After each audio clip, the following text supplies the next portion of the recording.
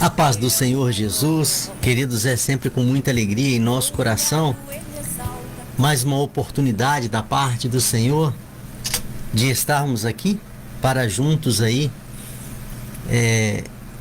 refletir um pouco, né, na palavra do Senhor.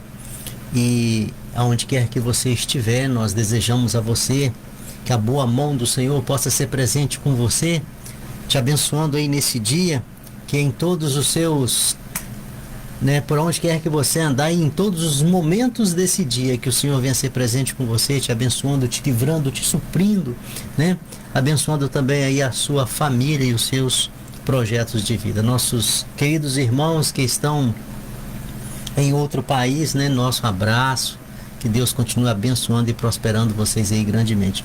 Nossos irmãos que é pertinho de nós, né, Áurea? Também o nosso grande abraço, que o Senhor continue te abençoando e te prosperando. Pai, para esta reflexão, o livro é Isaías, o livro de Isaías, capítulo de número 9. Aproveitando aí, Áurea, esse momento que a gente está vivendo, né? Esse clima de Natal, né? Vamos fazer aí uma reflexão em cima desse assunto, uma rápida reflexão. Isaías capítulo de número 9, apenas o versículo de número 6, que vai dizer assim: porque um menino nos nasceu e um filho nos foi dado, e o governo está sobre os seus ombros, e ele será chamado Maravilhoso Conselheiro, Deus Poderoso, Pai da Eternidade e Príncipe da Paz. Que a ação reveladora do Espírito Santo de nosso Deus possa ser presente com o nosso entendimento, para que possamos aí aprender e guardar mais uma porção da palavra do Senhor.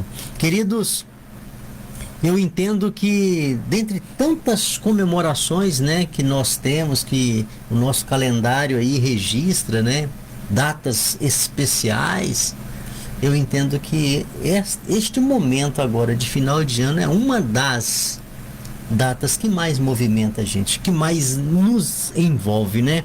Porque falar de Dia das Mães envolve somente mãe, né, Áurea? Falar de Dia da Mulher envolve somente a mulher. Falar de Dia de Namorado envolve praticamente somente os namorados. Mas quando fala de Natal, aí envolve todo mundo, envolve família, né? O movimento é muito maior, ativa mais as pessoas para essas questões religiosas, familiares e por aí afora. Como nós sabemos desde a infância, é uma data que você comemorando ou não, gostando ou não, mas ela é uma data que ela diferencia das demais.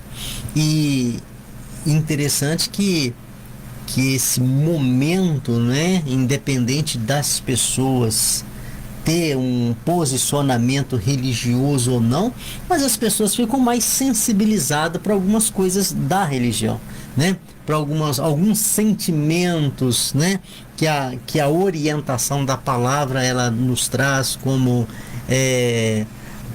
o entendimento, ou pelo menos o falar de Jesus, né? Pelo menos o falar para muitas pessoas que não têm, né, um maior conhecimento, mas pelo menos o lembrar de Jesus, né? Muitas pessoas nessa data aí se preocupam com isso e passa a ter aí alguns aí até atitudes, né, que não tem ao longo do ano todo, mas passa a ter nessa data. Pois bem, eu não sei como que você vê essa data, mas uma coisa eu sei, é o que nós temos a certeza absoluta através da palavra do Senhor, que independente de dia, independente de mês, o Senhor nasceu. Aleluia. Essa é a nossa grande certeza, né? Independente de ser o dia 25 ou não, uma vez que nós não temos, né, essa certeza da data específica, mas uma coisa nós sabemos, que aquilo que havia sido escrito, né, através das profecias, aquilo que havia sido anunciado através do céu, aconteceu.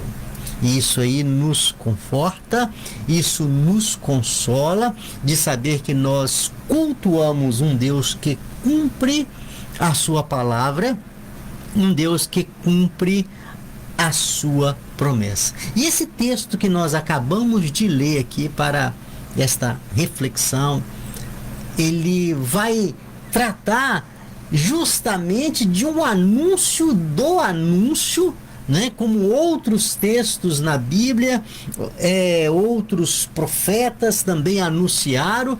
Esse texto que nós acabamos de ler, do livro de Isaías, capítulo de número 9, apenas o versículo de número 6, ele está anunciando que viria o nosso Senhor e Salvador Jesus Cristo na forma de homem. E esse texto, ele é anunciado aqui alguns anos antes, né, Áurea? Sim. Alguns séculos, diga-se de passagem, né? Alguns séculos antes do nascimento de Cristo, as profecias já registravam que chegaria o tempo que nasceria, né, Jesus.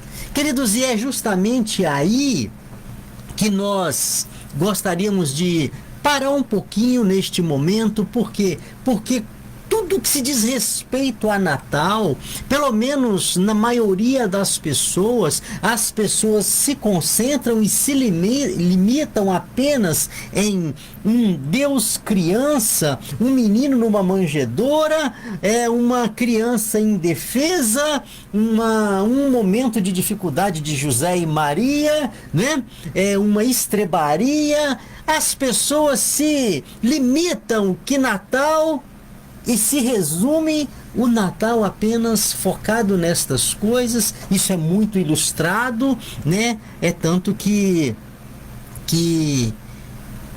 nas questões espirituais isso existiu, sim, existiu. A Bíblia vai narrar isso aí, mas acontece que isso foi um período. E o que nós temos que estar ligado no acontecimento é o propósito do Natal, né? Qual que é o propósito do Natal? O Natal fala do nascimento de Cristo, mas e qual que foi o propósito do nascimento dessa criança? E é justamente isso aí que as pessoas não se preocupam muito, Áurea, né? Só sabe que Jesus nasceu, sim, Jesus nasceu, e se tem ali fotos ou ilustração de uma criança numa manjedoura, ou alguma propaganda que fala acerca do menino Jesus, alguma coisa desse tipo. Mas e aí, nasceu para quê? Nasceu por quê? Qual foi o propósito do nascimento de Cristo? As pessoas não dão muita importância em querer saber da história, e isso aí faz toda a diferença na nossa vida. Jesus não foi um menino sem um propósito. Jesus não chegou nesta terra da forma que milhares de pessoas chegam na face dessa terra ao longo do dia. Ao longo do dia são muitas pessoas que chegam na face desta terra, e a forma pela qual Jesus chegou, ele teve um propósito que diferencia todos os demais nascimentos, todas as demais crianças, todos os demais nascimentos. O de Jesus Cristo, ele diferencia dos demais devido ao seu propósito. A palavra do Senhor, né, nesse texto que nós escolhemos aqui, o livro de Isaías, salvo engano, foi 400 anos, não tenho certeza, mas acho que foi 4 séculos antes do nascimento de Cristo. O profeta Isaías já falava acerca desse menino que nasceria, e aí ele vai falar algumas características desta criança. Daí o entendimento que não foi um nascimento como milhares tem acontecido, né, todos os dias ao longo da história da humanidade. A palavra do Senhor vai falar assim: porque um menino nos nasceu. E o governo, isso é maravilhoso, ora, aleluia. E o governo e o domínio, ou seja, o poder, está sobre ele, está sobre os seus ombros, ou seja, está na sua responsabilidade. Lembra do todo poder foi me dado no céu e na terra, aleluia. Olha o cumprimento da profecia aí. Todo o poder está sobre ele, né? E ele será chamado. Aí nós pararemos um pouquinho aqui, né?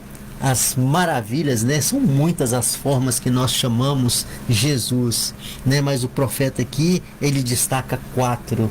E a primeira que ele fala aqui é maravilhoso conselheiro. Maravilhoso conselheiro. Queridos, todos nós temos a capacidade de dar um conselho para alguém. Todos nós temos essa capacidade de dar um conselho para alguém. Mas maravilhoso conselheiro só tem um. Maravilhoso conselheiro só tem um. Sai da esfera das coisas humanas e entra nas questões espirituais, entra num direcionamento que nem eu e nem você tem a capacidade de fazer sem a ajuda dele. Sem a ajuda dele.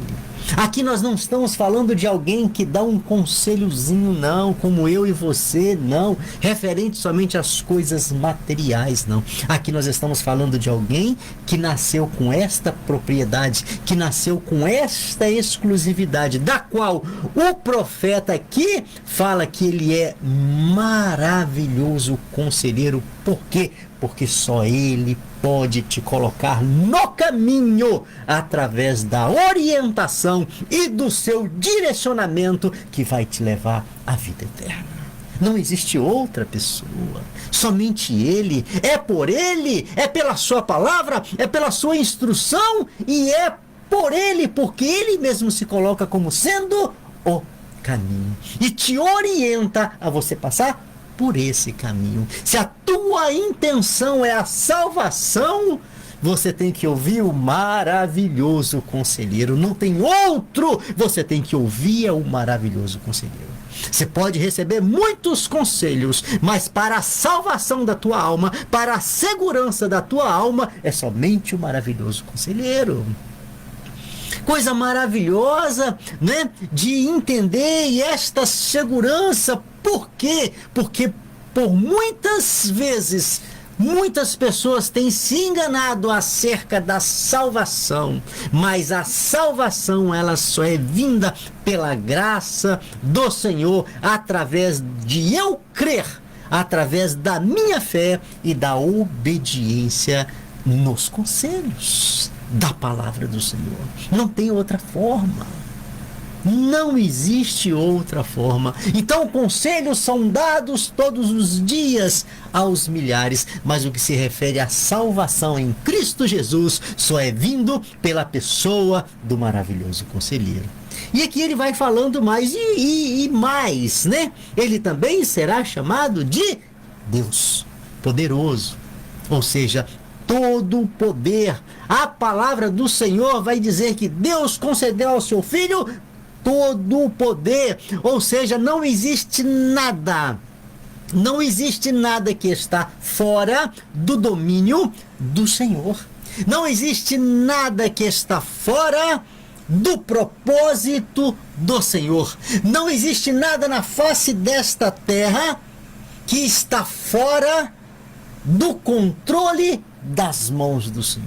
O Senhor tem o controle da história da humanidade. O Senhor tem o controle da história da minha vida. O Senhor tem o controle da história da sua vida e não existe nada e nunca vai existir algo que sai do controle do Senhor.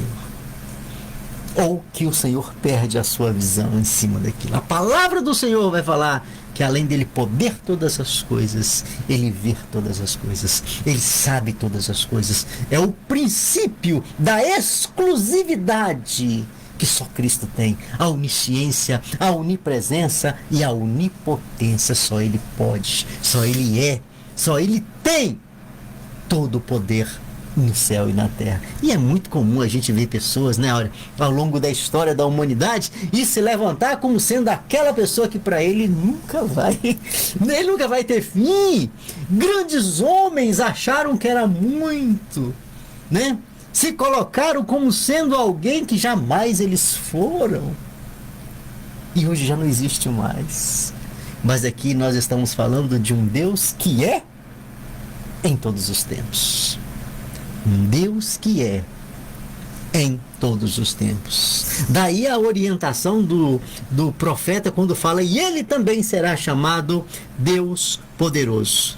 E eu acho bonito aqui a próxima forma que também, né, o Senhor é chamado Pai eterno. Tem versão que vai falar Pai da eternidade. Eu acho mais bonita essa versão mais antiga, né? Pai da eternidade. Pai da eternidade. Eternidade é para todo sempre. E Ele é Pai da eternidade. E é interessante que as características dele, acompanham a eternidade. A palavra do Senhor vai falar que o seu amor é para todo sempre. A sua fidelidade é para todo sempre. A sua justiça é para todo sempre. Coisa maravilhosa aqui, olha. E a sua paternidade, aleluia, é para todo sempre. Pai da eternidade, queridos. A palavra do Senhor vai nos chamar a atenção para este relacionamento que o Senhor espera de mim e de você. A palavra do Senhor vai fazer algumas simbologias acerca de relacionamento, vai falar acerca de casamento, né, simbolizando algo eterno, e vai falar acerca de filiação. Quando a Bíblia vai falar, e eu serei para vocês pai, e vós serão para mim filhos. Ou seja, aqui todos aqueles que aceitam o Senhor, que reconhecem o Senhor, que entendem o propósito do Senhor, serão filhos de Deus. E a característica que diferencia da outra paternidade é que nós somos filhos de um Pai eterno. Aleluia! Daquele que nunca vai te abandonar. Glória a Deus! Daquele que é presente com você todos os dias. Aleluia! E isso um outro pai não pode falar.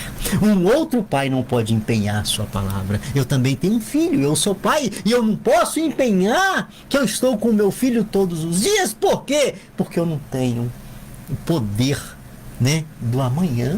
Eu não sei o que vai acontecer, nem no hoje, nem no final desse dia eu não tenho conhecimento, muito menos o amanhã. Mas Deus pode, porque Deus é em todo o tempo.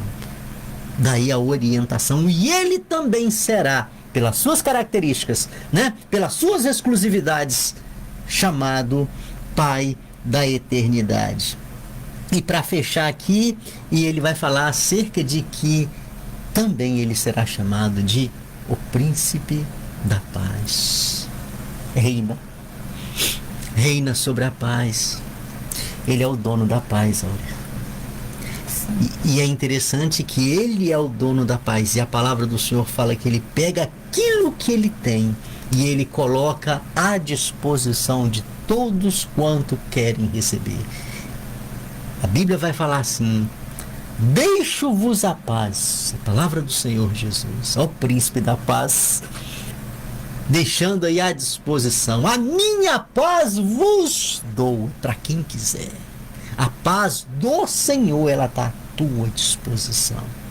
E somente vai entender o que é paz quem for na fonte chamada o Senhor Jesus e pegar desta paz e tomar posse dessa paz.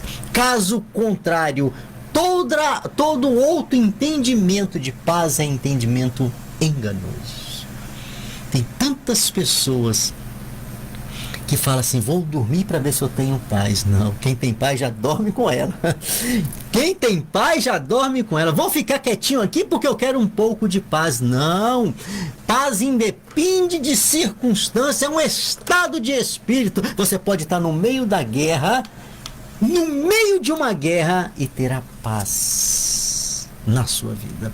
Você pode estar no meio do maior de todos os problemas vividos e você pode ter a paz do Senhor reinando em teu coração. Ela independe de circunstância, ela independe de lugar, ela independe de momento. Por quê? Porque a paz do Senhor, que somente o Senhor pode prover para nós, ela é um estado de espírito. E quando nós entendemos que o estado de espírito toma conta de nós,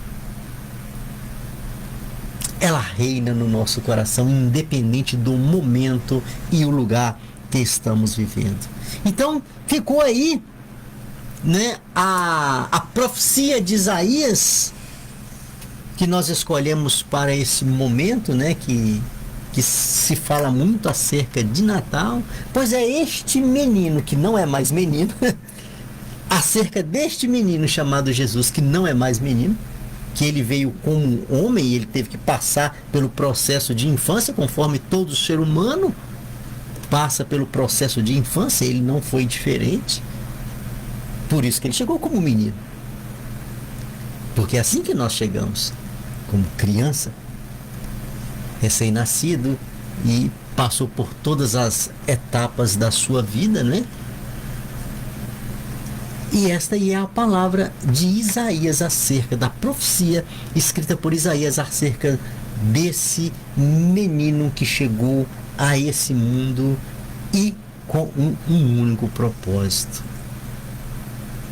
E aí é onde que entra no nosso entendimento cristão o sentido do Natal. Qual que é o sentido do Natal? É o amor de Deus para com a minha e para com a sua vida. Porque o Senhor só teve um motivo específico de enviar seu Filho ao mundo para nascer neste mundo, se tornar homem neste mundo e desempenhar um ministério neste mundo. Foi o seu amor pela sua vida. Este aí é o sentido do Natal para nós cristãos. Esse menino cresceu, ele já não está mais dentro de uma manjedoura, se tornou um homem e anunciou o reino de Deus, que era o propósito da sua vinda nesta terra. Ele não veio aqui para outra finalidade. Embora ele fez muitas curas e prodígio, mas o real, o propósito da sua chegada a esta terra foi para anunciar que é chegado o reino de Deus. Anunciar que a salvação é chegada para todos quanto querem. Então esta aí é o sentido, é o propósito. Então todas as vezes que você vê uma criança numa manjedoura simbolizando Jesus, não se limita apenas nisso, meu querido, porque isso aconteceu, sim, a Bíblia fala que aconteceu, que ele foi colocado numa manjedoura, mas ele cresceu e cumpriu fielmente o propósito de Deus em benefício da sua e da minha vida, que foi a salvação. Então eu preciso de ter o entendimento do propósito do nascimento de Jesus Cristo. No livro de Romanos, no capítulo de número 5, no versículo de número 8, traz esse esclarecimento de uma maneira tremenda, quando a palavra do Senhor vai falar assim: mas Deus prova o seu amor para conosco. O propósito do nascimento de Cristo é esse. É o amor de Deus para com você. Não tem outro propósito. É o amor de Deus se manifestando para com a minha e com a sua vida. E ele vai falar que Deus prova este amor em que Cristo morreu por nós. Ou seja, qual que foi o propósito da vinda de Cristo aqui nesta terra? Foi para trazer salvação.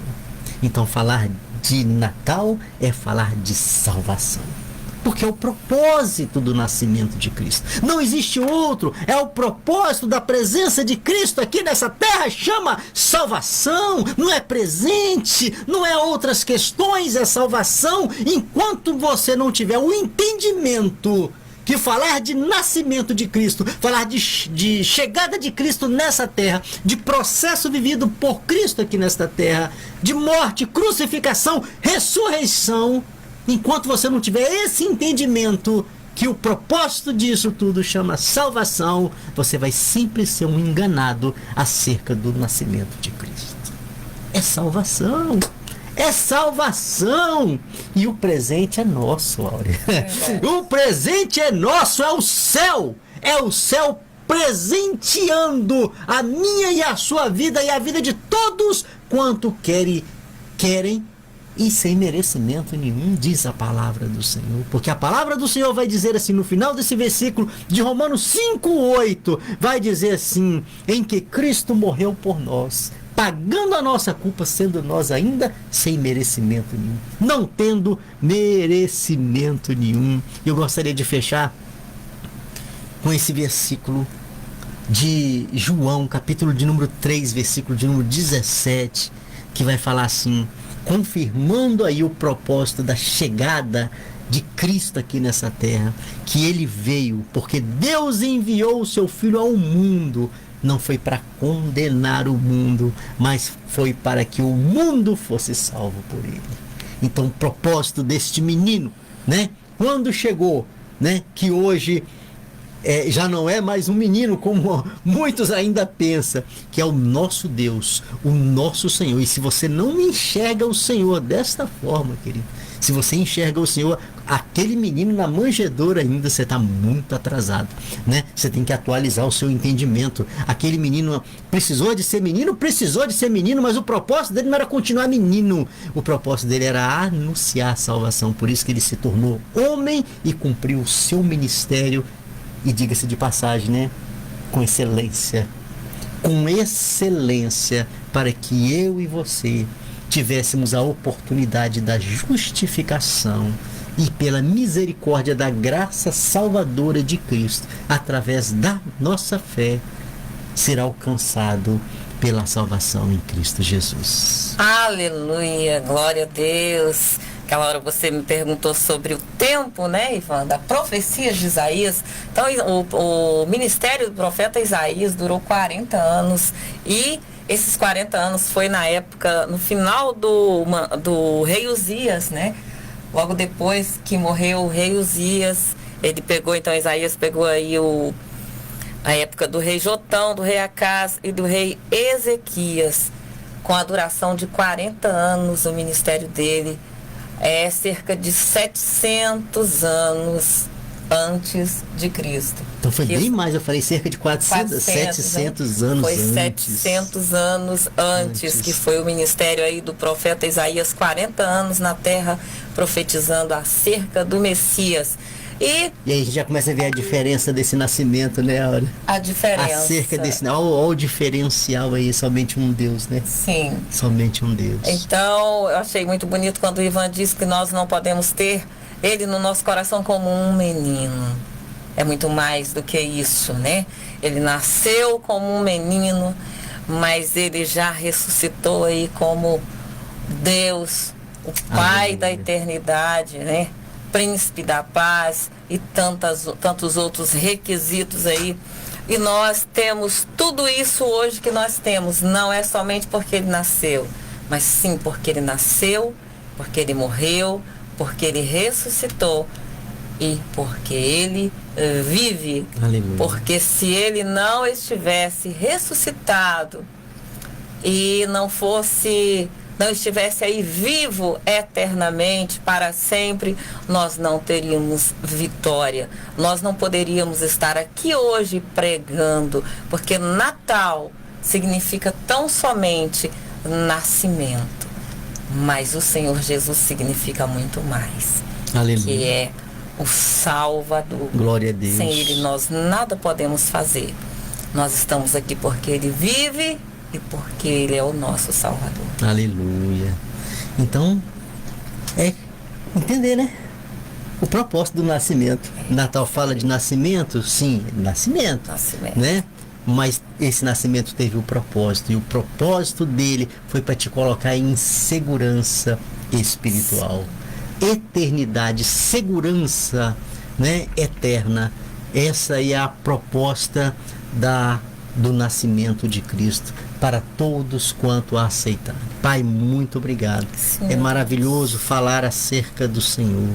Sim. É maravilhoso falar acerca da Tua palavra. Sim. E nós oramos agradecidos por este momento, Senhor, de mais uma oportunidade. Assim nós oramos agradecidos, pedindo, Senhor, que a boa mão do Senhor seja conosco, amparando, protegendo, né? Dando, Senhor, entendimento acerca da Tua palavra.